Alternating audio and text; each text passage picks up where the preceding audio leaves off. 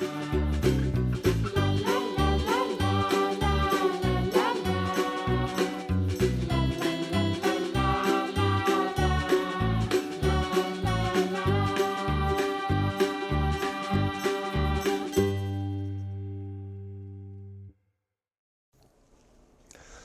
안녕하세요 여러분들. 역사는 최구성 따담 빠밤빰. 네, 자, 우리가 지금 조선시대 배우고 있어요. 조선 왕조 500년이라고 하잖아요. 그 500년의 역사를 거의 다 배웠습니다. 오늘이 이제 마지막 문화 파트가 될 텐데요. 조선 500년의 문화를 저와 한번 다시 한번 확인해 보는 시간 갖도록 할게요.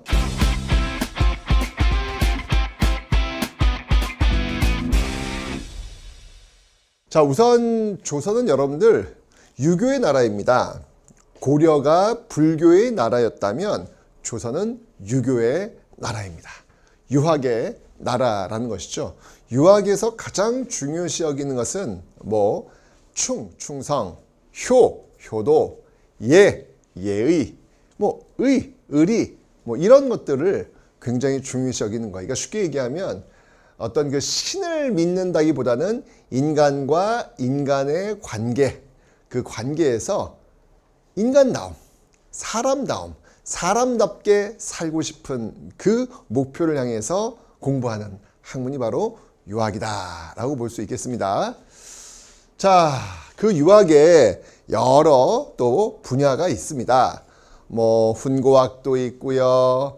또 성리학도 있고요. 그 다음이 양명학도 있고요.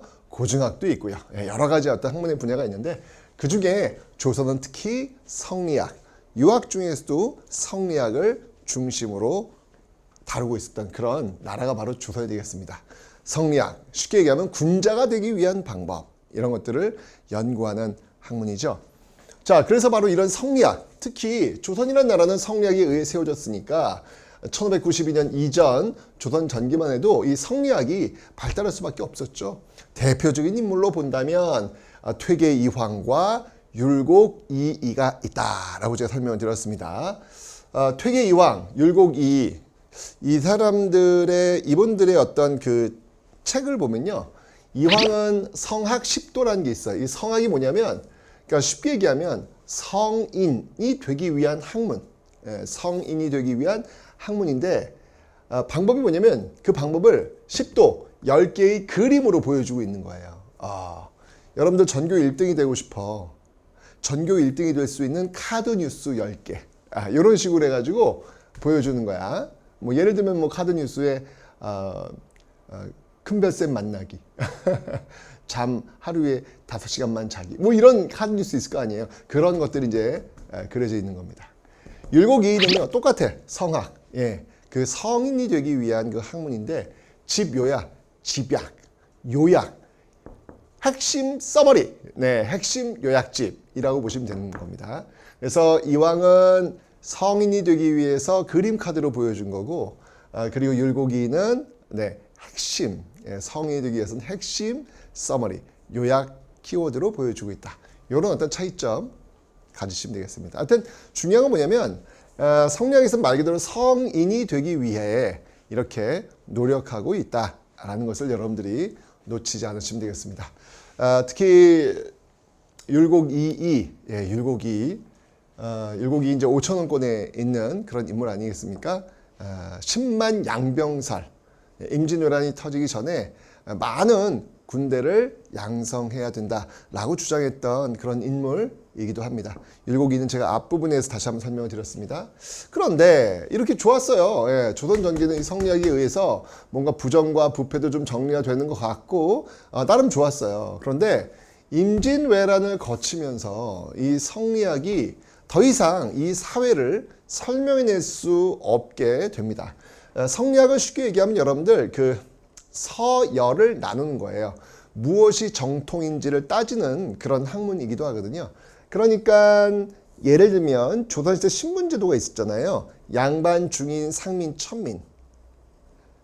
이게 왜 그러냐면 성리학에서는 각자의 신분에 맞게 각자의 역할을 하면서 살아가는 사회를 가장 조화로운 사회로 보는 거예요.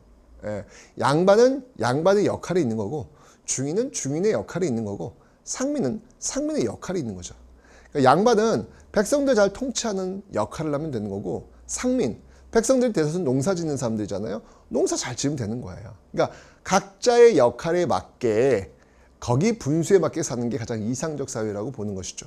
그런데 잘 아시겠지만 조선 후기가 되면 그 양반, 중인, 상민, 천민, 신분제가 동요, 흔들리게 되잖아요. 양반 수는 늘어나게 되고 상민과 노비 수는 감소하는 그런 일들이 벌어지더라. 납속책과 공명책과 같은 그런 일들이 벌어지더라라고 설명드렸지 않습니까? 그죠? 그러니까 성리학으로서 이런 어떤 신분제도를 설명했던 성리학으로서는 조선 후기를 설명할 수가 없는 거야. 자, 이렇게 되면서 조선 후기는요, 뭔가 어떤 이런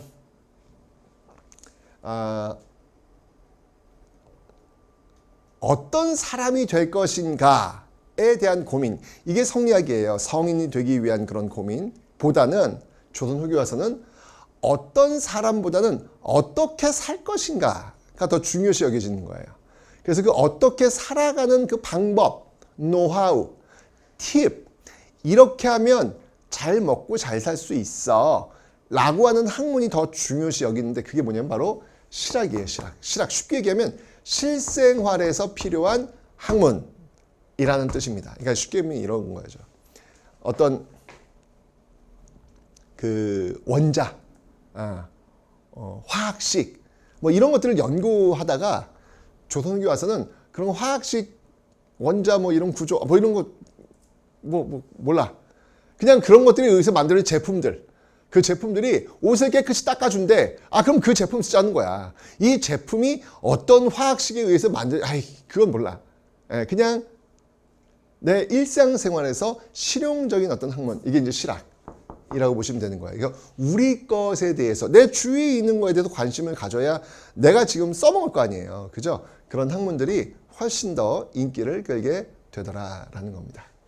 자, 그래서 조선 후기 와서는요, 바로 이런 실학이 발달하는데, 대표적인 그 실학자들이 많이 있어요. 먼저 유형원, 반개수록에서 반개수록을 쓴 저자 유형원이란 인물이 있는데, 이 유형원은 토지에 대해서 균전론을 주장합니다. 균전론은 뭐냐면 토지, 밭전이잖아요. 땅을 균일하게 나누자 라고 이야기하는 거. 그러니까 이 유형원은 뭔가 조선 후기 오면 백성들이 땅을 가질 수 있는 방법, 네, 그런 것들을 지금 연구하고 있다라고 알 수 있겠네요. 그 다음에 성호 사설을 쓴 이익, 성호는 호예요. 성호 이익입니다. 반개 유형원이고요. 성호 이익. 여러분들 호라고 하는 거는요, 일반적으로 여러분들이 머물고 있는 동네 또는 그 머물고 있는 동네의 어떤 특징, 이런 걸 따가지고 그 호를 붙입니다. 선생님이 지금 분당 살고 있거든요. 그러면 이제 선생님은 분당 선생, 이제 이렇게 불리시는 거예요. 분당 선생 어떻게 생각하시오? 뭐 이렇게. 네. 근데 저는 이제 큰별쌤이 있으니까 큰별쌤 뭐 이렇게 얘기하겠죠. 근데 옛날에는 이제 주로 그 지역 명을 따가지고, 내가 거처하고 있는 그 지역명을 따가지고 호를 붙이기도 했습니다. 어쨌건 성호이익. 이게 사설은 뭐냐면요, 그냥 개인적인 개인적인 의견이에요. 뭐 이런 거 굉장히 낮추는 거죠. 겸손한 거야. 사실 이 성호 사설을 읽어보면 내용이 어마어마합니다. 그러니까 겸손이에요, 겸손. 성호의 그냥 개인적인 그냥 잡소리입니다. 이렇게 얘기하지만 잡소리가 아니야. 엄청나 내용들이. 어쨌든 그 당시에 좀 겸손하게 자기 책을 지금 설명하고 있다는 얘기죠. 성호사설. 여기서도 또 토지 얘기하고 있습니다. 여기서는 토지를 제한하재요. 그러니까 한 사람이 가질 수 있는 토지를 제한하자. 너무 많은 토지를 갖도록 하지 말자. 뭐 이런 어떤 그 토지에 대한 개혁을 또 이야기하고 있습니다. 자, 또 있습니다. 정약용. 정약용은요, 일표이책. 일표이서라고 하죠. 일표이서. 이게 뭐냐면 일표이서예요. 경세유표, 흠흠신서, 목민심서, 뭐 이런 어떤 책들을 썼는데, 경세유표, 경이라고 하는 건 뭐냐면 진짜 말 그대로 경영하는 거야. 세상을 경영하기 위한 어떤 그런 방법들, 이런 것들이 지금 써 있는 것이 바로 경세유표다라는 거고요. 흠흠신서, 요거 흠흠신서는 어떤 그 사법적 판단, 죄가 있는지, 벌을 줘야 되는지, 어떤 잘못을 했는지, 이런 것들을 아주 꼼꼼하게 따져서 보는 법률서라고 보시면 돼요. 목민시입니다. 목민은 뭐냐면 여러분들 이거 지방관이에요. 지방관. 목민관이라고 하거든요. 말 그대로 목 이렇게 왜 그 목장할 때 그 목자 있잖아요. 이렇게 케어해 주는 거예요. 이렇게 돌봐주는 거예요. 뭐를? 백성을 돌봐주는 관리, 목민관, 지방관이라고 하거든요. 그 목민관이 마음속에 새겨둬야 될 내용들, 부정과 부패를 해서는 안 되고 백성들을 항상 생각해야 되고 뭐 이런 내용들이 지금 써 있는 책들이 되겠습니다. 그래서 이런 것들을 썼는데 이게 대부분이 정약용이 여러분 이걸 유배가 썼습니다. 대부분 유배가서. 유배가면 대부분 여러분들 무너지죠. 내가 죄인으로 여기 왔으니까 언젠간 사약이 올 것이고 나는 죽을 것이고. 그러니까 뭐 이렇게 인생에선 낙이 없죠. 그러다 보니까 사약이 오기 전에 벌써 죽기도 해요. 그냥 무너진 거죠. 정신적으로 무너진 거죠. 근데 정약용은 무려 18년 동안 유배 생활합니다. 그런데도요, 그 18년 유배 생활 동안 정말 절망의 나락에 빠져 있는 그 순간에도 정약용은 책을 씁니다. 그래서 무려 500여 권이나 되는 책을 써요. 와, 진짜 리스펙. 와, 무너지면 안 되겠다. 내가 정약용 보면서 야, 무너지면 안 되겠다. 저렇게 정말 그 힘든 유배 생활을 하면서도 저렇게 진짜 자신의 어떤 그 글을 썼던 이 집념의 정약을 보면서 나도 저러면 안 되겠구나. 이런 생각이 듭니다. 근데 이 정약용도 역시 마찬가지로 이런 어떤 책들 중에서 토지에 대한 개혁을 얘기해요. 여전론. 여전론은 뭐냐면 마을 사람들이 마을의 공동 소유 토지를 가지고 운영을 하자는 이야기예요. 그래서 마을 사람들이 공동으로 경작해서 생산되면 그 생산물을 가지고 일한 만큼 나누자라고 이야기하는 여전론이거든요. 그래서 유영원의 균전론, 이익의 한전론, 정약용의 여전론 공통점이 뭐예요? 모두 토지. 그러니까 조선 후기는 백성들이 토지를 많이 못 가져요. 양반들이 넓은 토지를 갖고 있으니까 이게 사회 문제가 되는 거야. 실학은 바로 이런 사회 문제를 해결하고 내가 지금 좀 더 잘 살 수 있는 방법들, 그런 것들을 이야기하는 게 바로 실학이거든요. 실학에서는 이렇게 토지와 관련된 이야기를 하고 있다. 그리고 여러분 정약용 아시잖아요. 정조. 내가 정조의 손과 발이 되었다 그랬잖아요. 그래서 정조가 한강을 건너려고 했을 때 배달이 정조가 수원화성을 세워서 사도세자의 어떤 그 명예를 좀 올려주려고 할 때 또 거중기 뭐 이런 어떤 것들을 만들어 가지고 아주 정조를 도와주었던 그런 인물이 바로 정약용이기도 합니다. 이런 것들이 다 실용적인 거잖아요. 그죠? 뭐 이렇게 정조 도와주다가 정조가 죽게 되면서 정약용은 18년 동안 유배를 떠나게 되는 겁니다. 기독교, 천주교. 집안이 천주교를 믿는다. 이 당시 천주교 믿으면 안 되거든요. 왜? 천주교는 나 이외에 신을 두지 말라 라고 해서 제사 지내는 거를 못하게 하거든요. 아이고 이게 유교의 나라에서 이거 효도 중에 제일 중요한 제사인데 그걸 못하게 하는 게 말이 안 되는 거지? 해가지고 막 여기 한번 걸리면 그냥 막 집안이 무너지고 그랬습니다. 자, 어쨌건 이런 어떤 실학자들이 있고요. 또 있어요. 어떤 사람들이 있냐면 주로 농사와 관련된 실학이었다면 여기 나와 있는 홍대용, 박지원, 박재가 이 사람들은 농사보다도 상업을 좀 더 활성화시키자라고 주장하는 사람들이에요. 홍대용의 의산문답, 의산문답 서로 이제 주고받는다는 이야기예요.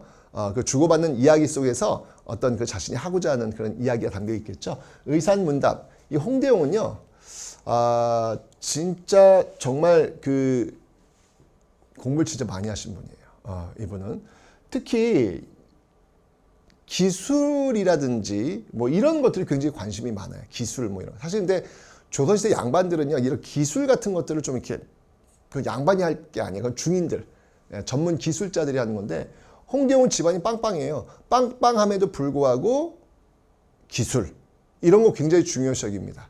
양반 입네 하고 어깨 힘주는 거 이걸 별로 안 좋아했거든요.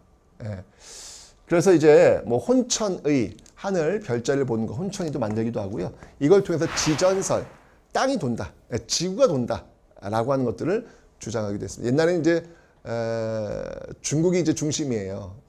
그래서 우리 지구가 중심이고 태양이 이렇게 우리 지구를 도는 그렇게 인식을 했거든요.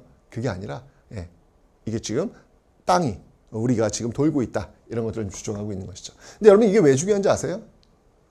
지구가 돌아. 지구가 돌면 도는 거의 중심이 어디 있을까? 도는 거의 센터. 센터는 어디를 찍든지 센터가 될 수 있는 거잖아요. 이건 왜 중요한 거냐면 그 이전까지는 성리학적인 어떤 그 사회 근거해가지고 여러분 항상 이 서열이 있다 그랬잖아요. 성리학은 서열을 정하는 거예요. 양반, 중인, 상민, 천민. 똑같아. 중국과 조선이 있어. 누가 정통일까? 중국이 정통이라고 본 거예요. 중국이 세상의 중심이라고 본 거야. 그런데 지금 여기 지구가 전체 돌면 우리 조선도 중심이 될 수 있고 중국도 중심이 될 수 있고, 그죠? 이건 상대적이라는 거예요. 즉 이런 지전설 같은 경우는 바로 중국 중심의 세계관, 성리학적 세계관을 무너뜨리게 되는 그런 결과를 또 가져오고 있다라는 것이죠. 그러니까 세상이 지금 변하고 있는 거야. 이제까지 중국이 세상의 중심이라고 생각했는데 아니라는 것이지. 이제까지 양반이 그 신문지의 가장 꼭대기에 있어야 되는 사람들이라고 생각했는데 아니라는 거지. 이제 이런 것들이 지금 나오고 있는 거예요. 그래서 무한 우주론, 우주는 계속 끝까지 한도 끝 없이 간다. 이런 것들을 벌써 이때부터 알게 되었다는 얘기죠. 자, 그 다음에 박지원입니다. 박지원은요, 직접 중국 청나라에 갔다 왔어요. 이 청나라가 당시 서양 문물과의 교류가 많이 이루어지고 있었거든요. 그걸 본 거야. 그래서 그 청나라 열하 그 중국 황제가 별장이거든요. 여기를 갔다가 와서 쓴 일기야, 일기. 예, 여기에 이제 굉장히 많은 이야기가 담겨 있습니다.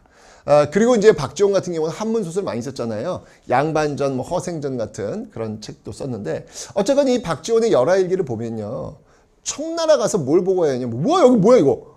왜 이게 수레가 막 왔다 갔다 하는 거예요. 예. 그리고 배를 통해서 막 물건들이 왔다 갔다 하는 거야. 야, 이거 아니 왜 우리는 수레 없어? 왜 수레 안 써? 이 당시 우리 수레를 안 써. 우리 바퀴를 잘 안 썼어요. 바퀴를. 여러분들 지금 문 바깥만 나가도 바퀴가 이렇게 자동차 바퀴 굴러가잖아요. 얼마든지 볼 수 있잖아요. 그 원형의 어떤 그 바퀴. 근데 조선은 바퀴를 거의 안 썼습니다. 그러니까 이제 박지원이 아니 왜 우리는 바퀴를 안 써? 우리도 바퀴 달린 수레를 써자. 무거운 거를 쉽게 이동시킬 수 있잖아요. 저는 바퀴의 이 발명이야말로 정말 대단하다. 라는 그런 생각이 들거든요. 인류의 어떤 그 터닝 포인트 중에 하나가 바로 불의 발명, 그리고 이 바퀴의 발명이라는 생각이 드는 거예요. 저도 무거운 짐 들 때 이렇게 카트기 있잖아요. 그 카트기에 그 무거운 짐을 올려놨을 때 끌 수 있는 그 부드러움, 그 작은 바퀴가 갖고 있는 그 힘, 너무 편리하죠. 이 발명한 사람 진짜 대단한 것 같아. 그죠? 아마 구석기 시대, 신석기 시대 이때부터 바퀴가 있지 않았을까라는 생각은 드는데 대단한 겁니다. 어쨌건 이 바퀴라고 하는 게 여러분들 그 표면적, 닿게 되는 어떤 그 표면적을 줄여줘가지고 무게의 어떤 끌 수 있는 어떤 그 힘을 굉장히 줄여주는 역할을 하는 거잖아요. 그죠? 이거 쓰자는 얘기예요. 왜 우리 이거 안 쓰냐는 얘기야. 근데 안 쓴 이유가 있어요, 조선이. 왜냐면 수레를 쓴다는 얘기는 뭐가 필요해요? 길이 필요하잖아. 그 길을 통해서 누가 쳐들어와? 외적이 쳐들어올 수 있는 거예요. 예, 그러니까 되도록이면 길을 만들려고 하지 않았기 때문에 길이 없으니까 수레를 쓸 이유가 없는 것이죠.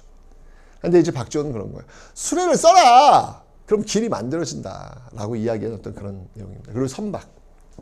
배를 이용해가지고 많은 물품들을 좀 나눌 수 있도록 하자라고 이제 주장하는 것이죠. 그리고 벽돌. 벽돌 너무 좋은 거야. 우리는 이게 지금 뭐 돌이라든지 또 진흙이라는 이런 걸 썼기 때문에 뭐 하나 무너지면 다 공사를 해야 되는 거야. 근데 벽돌은 거기만 이렇게 딱 끼워 맞추기만 하면 되는 거라. 그래서 이런 거 좀 쓰자. 굉장히 어떤 청나라에 와서 실용적인 것들을 쓰자고 주장하는 그런 인물이 바로 박지원이었습니다. 네, 여기 화폐 쓰자는 거. 그 다음에 박제가도 역시 마찬가지예요.